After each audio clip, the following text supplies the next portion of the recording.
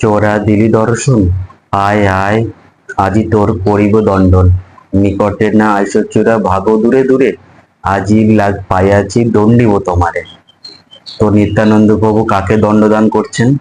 আর দণ্ডদানের ছলে এই বৈষ্ণব সেবা মহোৎসব ছলে তিনি বিশেষ কৃপা প্রদান করছেন কাকে? ছিল রঘুনাথ গোস্বামীকে।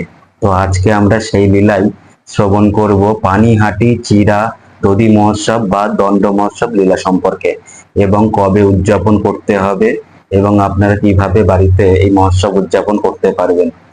এই বছর 2024 খ্রিস্টাব্দের 20 জুন পানিহাটিতে চিরাদণ্ডী মহোৎসব, চিরা দণ্ড মহোৎসব উৎসব পালিত হবে। তো চলুন এই লীলা সম্পর্কে আজকে আমরা কিছু তথ্য জেনে নিই, এর ইতিহাস জেনে নিই এবং বিশেষ কৃপা লাভ করি। হরে কৃষ্ণ। পানিহাটিতে এই যে দণ্ড মহোৎসব হচ্ছে, এটা বহুকাল ধরে হয়ে আসছে। আজ থেকে প্রায় 500 বছর আগে নিত্যানন্দ প্রভু এই দিনটিকে ছিল রঘুনাথ দাস গোস্বামীকে কৃপা করেছিলেন। তিনি তাকে দণ্ড দিয়েছিলেন। তিনি তাকে বলেছিলেন চোর। চোর কেন? কারণ নিত্যানন্দ প্রভুকে অতিক্রম করে তিনি চৈতন্য মহাপ্রভুকে পেতে গিয়েছিলেন।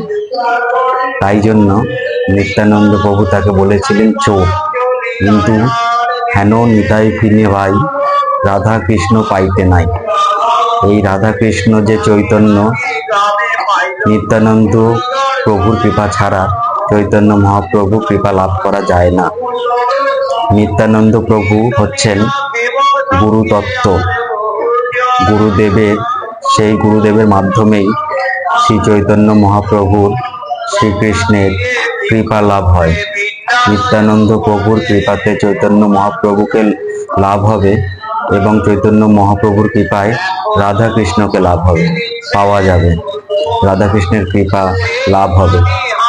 তো সেই উদ্দেশ্যেই এই দণ্ড মহোৎসব। দণ্ড মহোৎসব কি? চিরা দধি মহোৎসব। নিত্যানন্দ প্রভু বললেন যে আমার ভক্তদের এবং আমাকে চিরা দই খাওয়াতে হবে। সেই দণ্ড সে রঘুনাথ দাস গোস্বামী চিরধার্য করে দিয়েছিলেন। লক্ষ লক্ষ লোকের সমাগম হয়েছিল এবং রঘুনাথ দাস গোস্বামী রাজার ছেলে, তার ঐশ্বর্যের অভাব নেই। তাদের বাৎসরিক আয় তখন 20 লক্ষ স্বর্ণ মুদ্রা প্রতি বছর। সেই রঘুনাথ দাস গোস্বামী এই চিরাদধি মহোৎসবের আয়োজন করেছিলেন। সকলে এখানে এসেছিলেন নিত্যানন্দ প্রভুর পার্শ্বদের নয়। এই সূত্রে আমরা দেখতে পাচ্ছি সকলেই নিত্যানন্দ প্রভুর কৃপা লাভের যোগ্য।